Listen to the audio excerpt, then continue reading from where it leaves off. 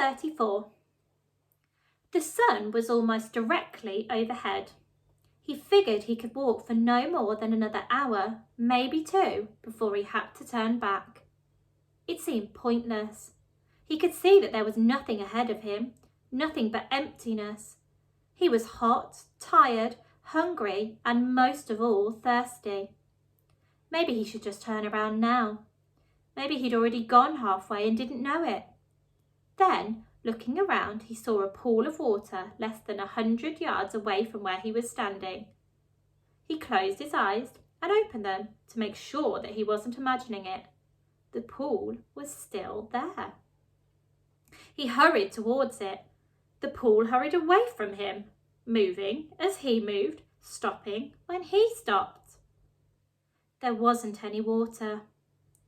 It was a mirage caused by the shimmering waves of heat rising off the dry ground. He kept walking. He still carried the empty sack of sunflower seeds. He didn't know if he might find something to put in it.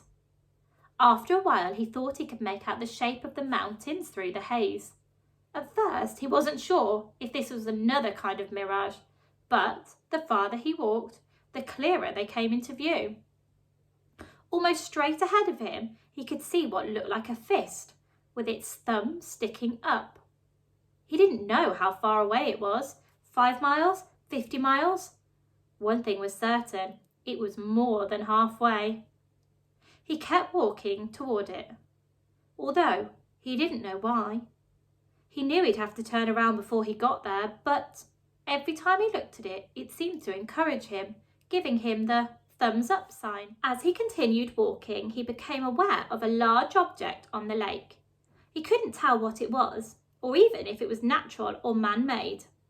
It looked a little like a fallen tree, although it didn't seem likely that a tree would grow here. More likely, it was a ridge of dirt or rocks. The object, whatever it was not on the way to Big Thumb, but off to the right. He tried to decide whether to go towards it or continue towards Big Thumb. Or maybe just turn around.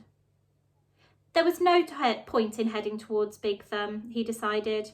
He would never make it. For all he knew, it was like chasing the moon. But he could make it towards the mysterious object. He changed directions. He doubted it was anything.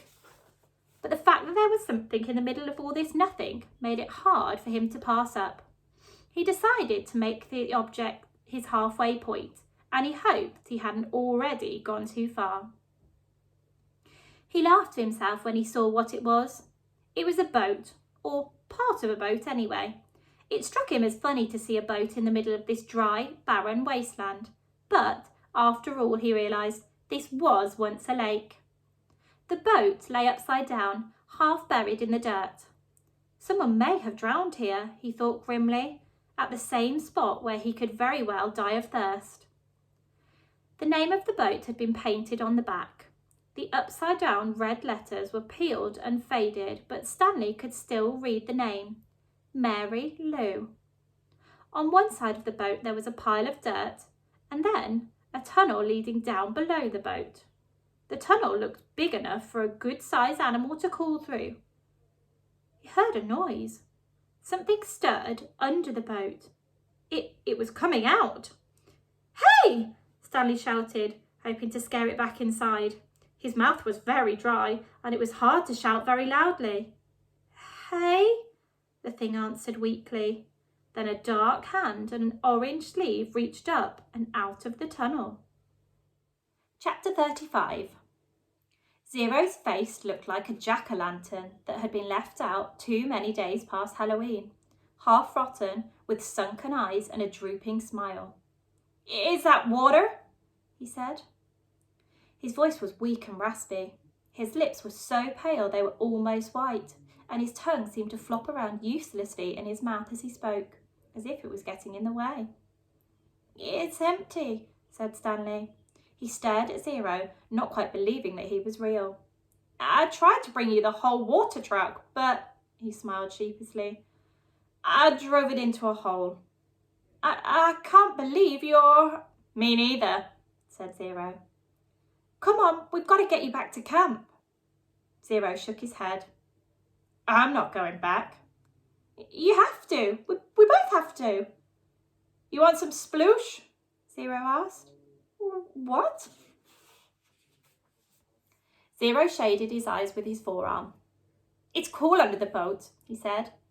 Stanley watched Zero crawl back through his hole.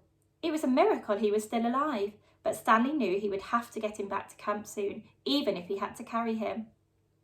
He crawled after him and was just about able to squeeze his body through the hole.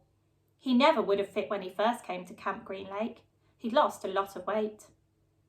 As he pulled himself through, he struck his leg on something sharp and hard. It was a shovel.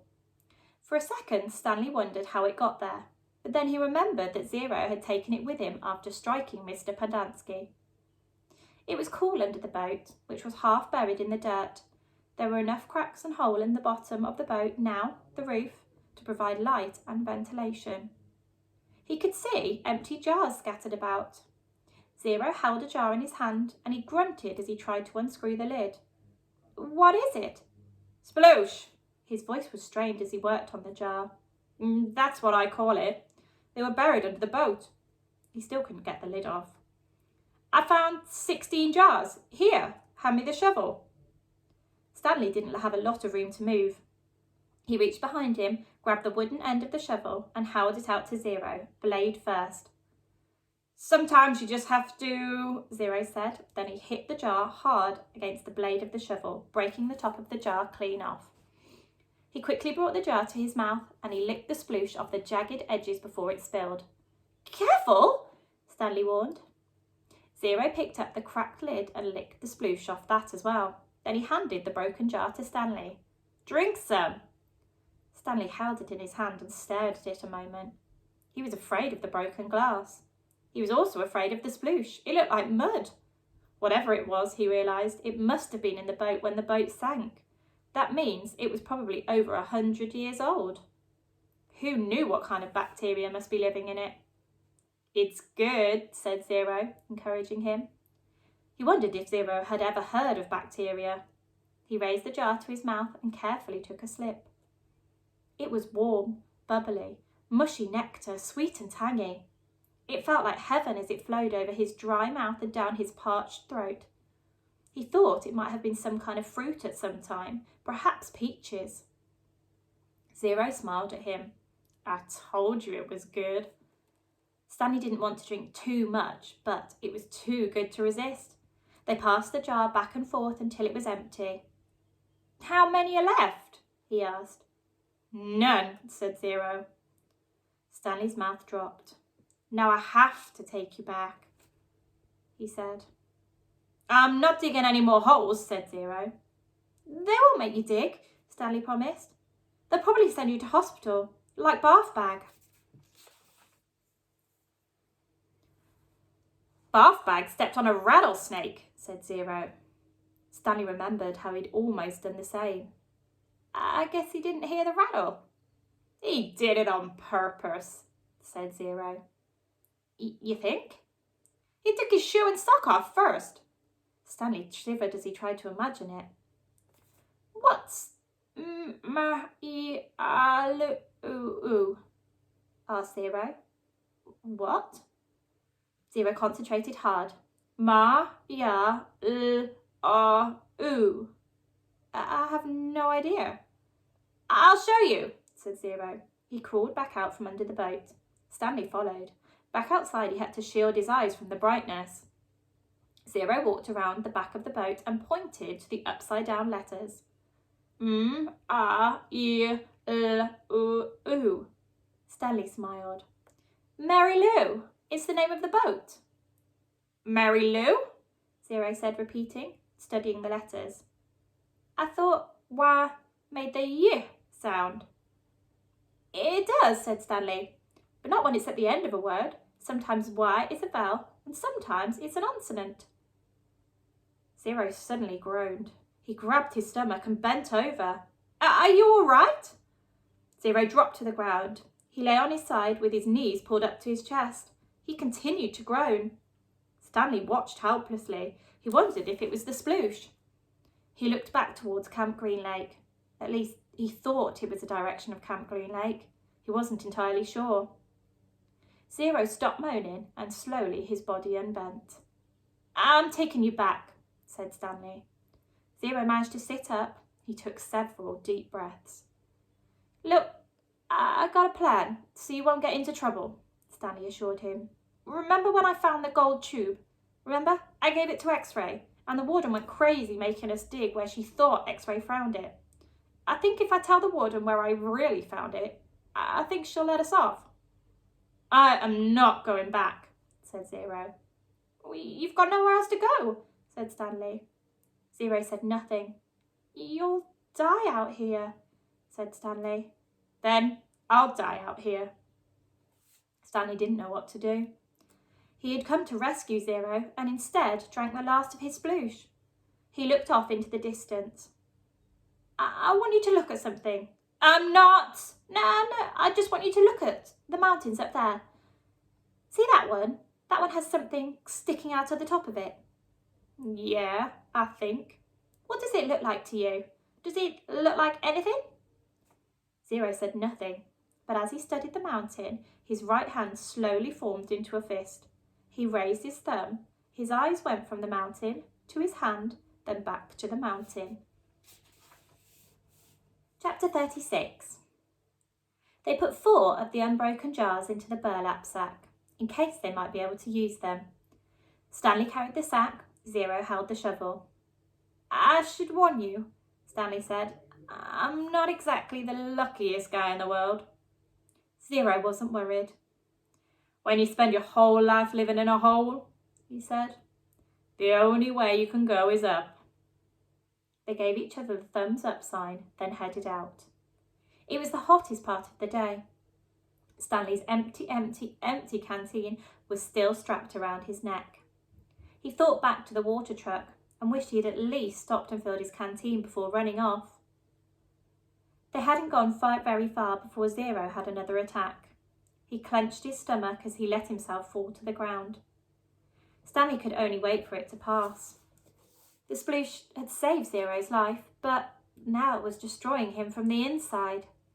He wondered how long it would be before he, too, felt the effects. He looked at Big Thumb. It didn't seem any closer than when they first started out. Zero took a deep breath and managed to sit up. "Can you walk?" Stanley asked him. Just give me a second," Zero said. He took another deep breath, then, using the shovel, pulled himself back to his feet. He gave Stanley the thumbs up sign and they continued. Sometimes Stanley would try to go for a long while without looking at Big Thumb. He'd make a mental snapshot of how it looked, then wait maybe 10 minutes before looking at it again to see if it seemed closer. It never did. It was like chasing the moon. And if they ever reached it, he realised, then they'd still have to climb it. "I wonder who she was," Zero said. "Who?" "Mary Lou," said Zero. Stanley smiled. "I guess she was a real person on a lake. It's hard to imagine." "I bet she was pretty," said Zero. "Somebody must have loved her a lot to name a boat after her." "Yeah," said Stanley. "I bet she looked real great in a bathing suit, sitting in the boat while her boyfriend rowed." Zero used the shovel as a third leg. 2 legs weren't enough to keep him up. "I've got to stop and rest," he said after a while. Stanley looked at Big Thumb. It still didn't look any closer.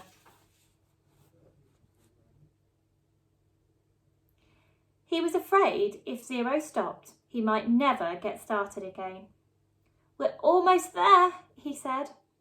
He wondered which was closer, Camp Green Lake or Big Thumb.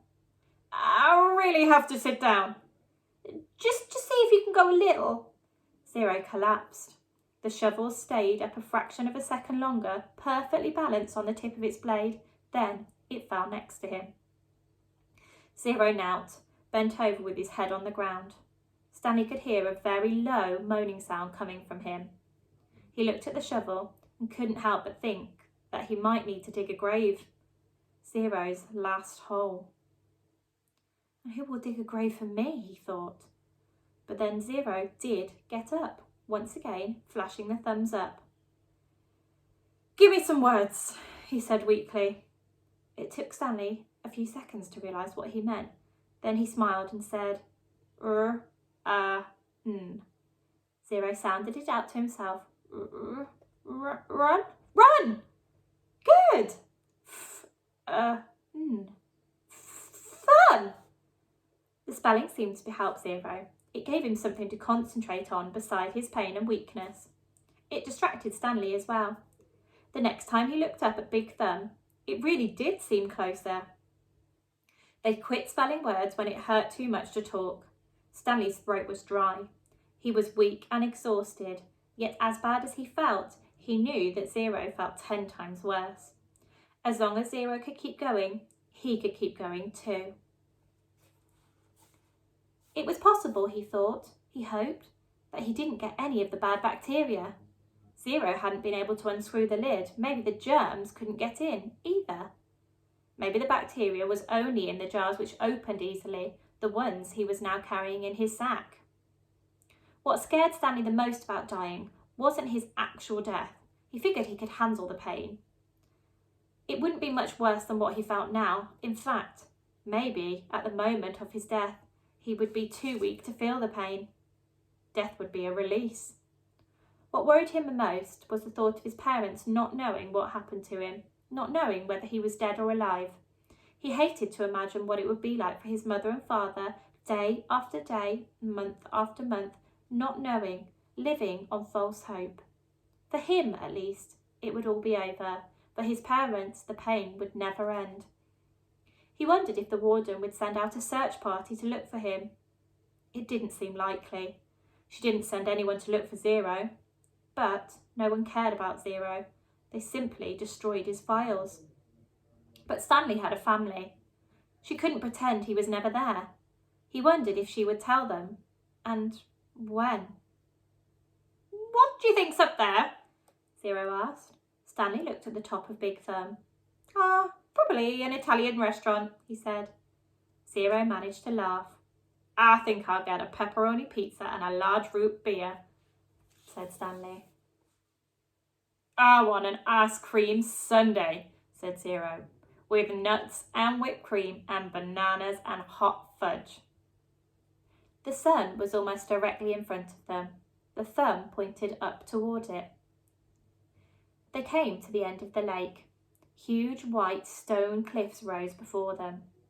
Unlike the eastern shore where Camp Green Lake was situated, the western shore did not slope gradually. It was as if they had been walking across the flat bottom of a giant frying pan, and now they had to somehow climb up out of it. They could no longer see Big Thumb. The cliffs blocked their view. The cliffs also blocked out the sun. Zero groaned and clutched his stomach, but he remained standing. "I'm all right," he whispered. Stanley saw a rut, about a foot wide and 6 inches deep, running down a cliff. On either side were a series of ledges. "Let's try there," he said. It looked to be about a 50-foot climb, straight up. Stanley still managed to hold the sack of jars in his left hand as he slowly moved up from ledge to ledge, crisscrossing the rut. At times, he had to use the side of the rut for support in order to make it to the next ledge. Zero stayed with him. Somehow, his frail body trembled terribly as he climbed the stone wall. Some of the ledges were wide enough to sit on. Others struck no more than a few inches, just enough for a quick step. Stanley stopped about 2/3 of the way up on a fairly wide ledge. Zero came up alongside him. "You okay?" Stanley asked. Zero gave the thumbs up sign. Stanley did the same. He looked above him. He wasn't sure how he'd get to the next ledge. It was 3 or 4 feet above his head, and he didn't see any footholds.